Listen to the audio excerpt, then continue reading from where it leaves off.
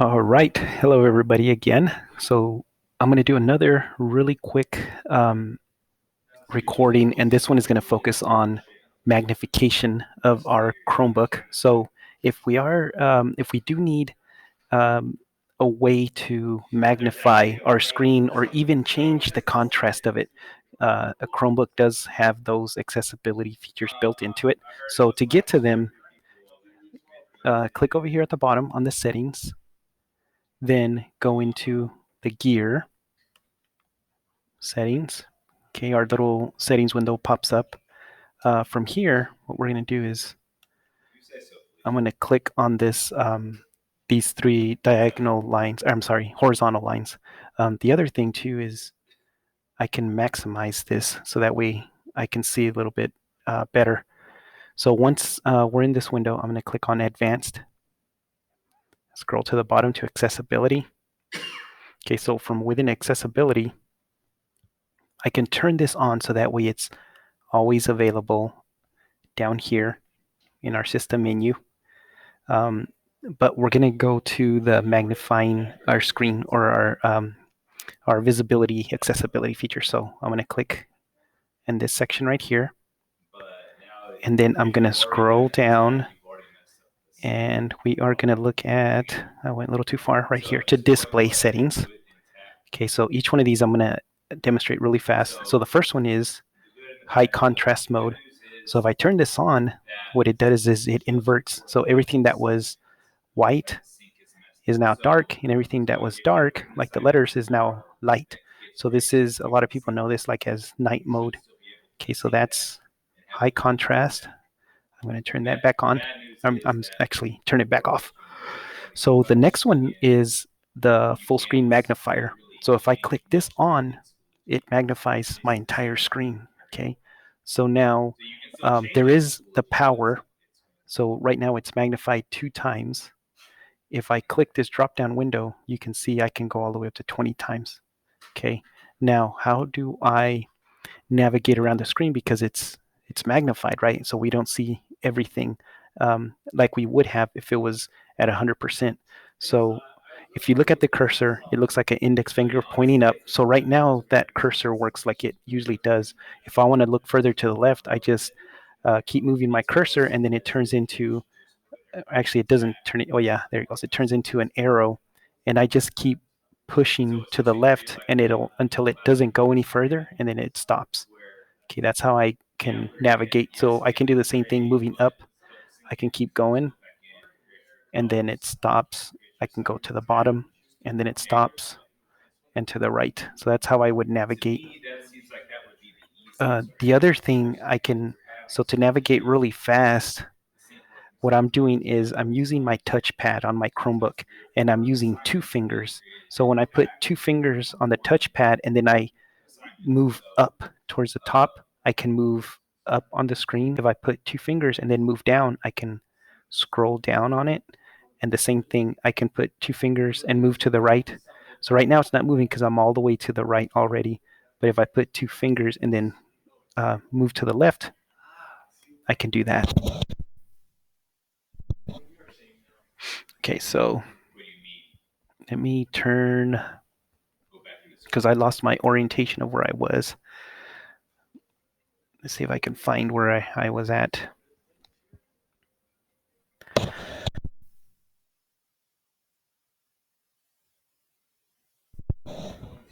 Okay, so I'm too far up. Apps, privacy, files. I might have gotten out of it.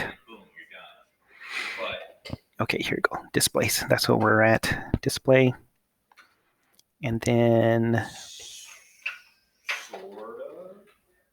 think the district's wording on that is they would encourage you to put it into Schoology and Sync, but I don't think at this point they can mandate that because it probably wasn't the display. Issues.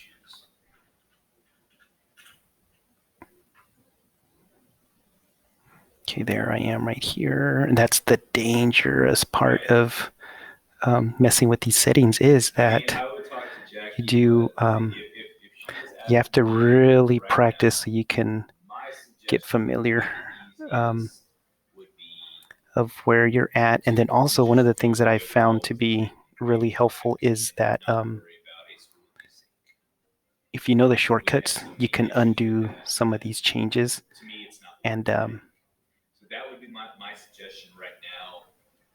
And you can come back to the here it is, accessibility, manage accessibility features. You can come back to the I'm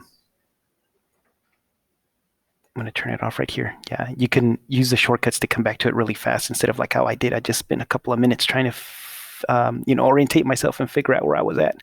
Okay, so that's the full screen magnifier. So if I turn it on, I can magnify the entire screen. So now, let's say I just want to magnify certain parts of it. Well, you can use what's called the dock magnifier. Okay, so what I'm going to do when I turn it on, the top third of the screen is going to be the magnifier, and then the bottom 2/3 is going to be normal, 100%. Okay, you see up here.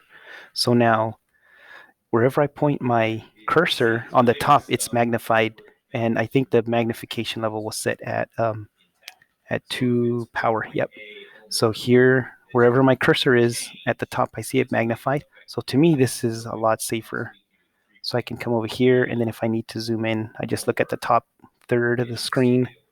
Okay, now, again, I could change the magnification all the way up to 20, the most. And now we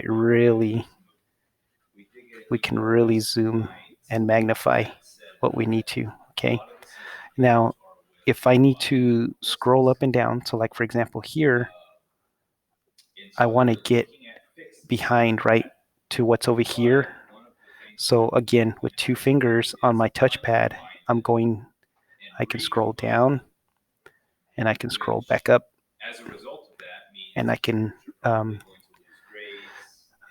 kind of move around where I need to go. Okay, so that's called the dock magnifier. This is a really good tool. If I was going to do anything that required magnification, this is probably what I would use.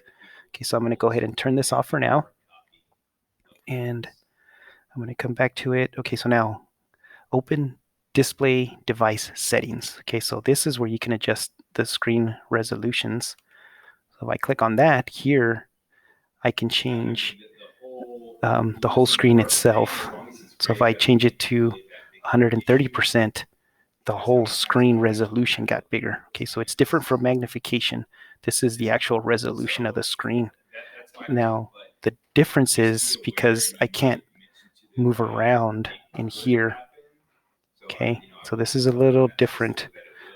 So to change it, you can kind of zoom in. That's 105%, that's 100%. So you have to be really careful when you do settings like this, okay?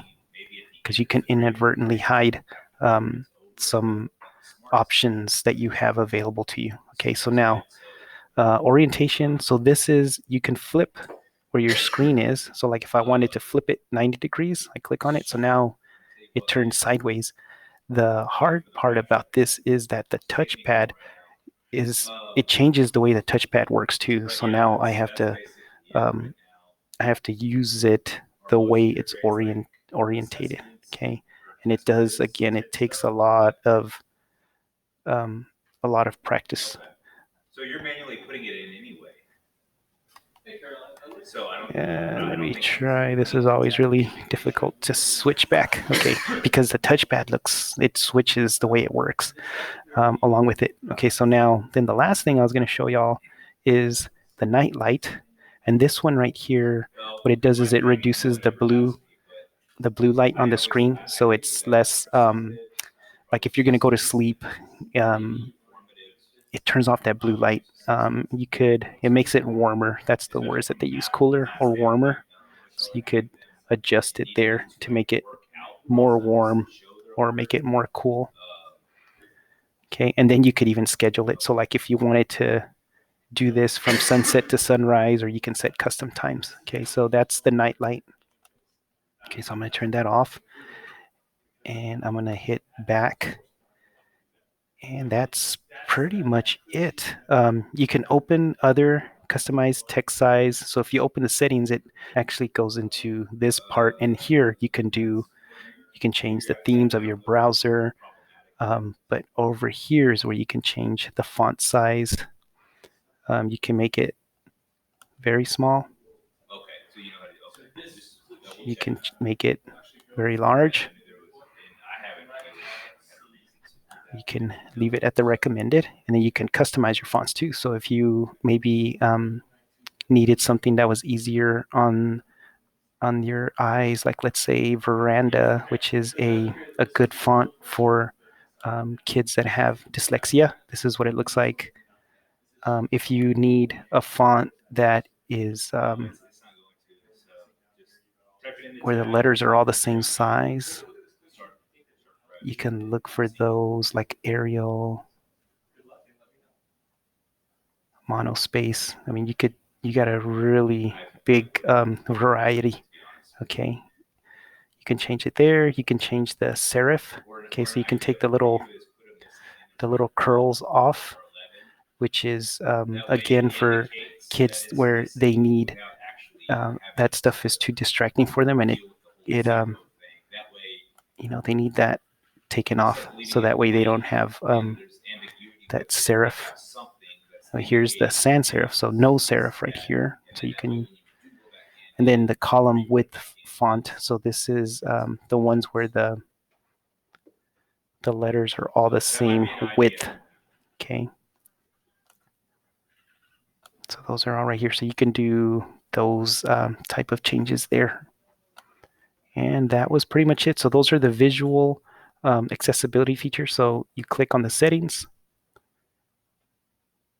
I'm sorry, you click on the menu, you go into settings, and then from settings, go into advanced, scroll down to accessibility, click on manage accessibility features, and then right here is where you can find all of those display settings that we just messed with. Okay, I hope you found this useful.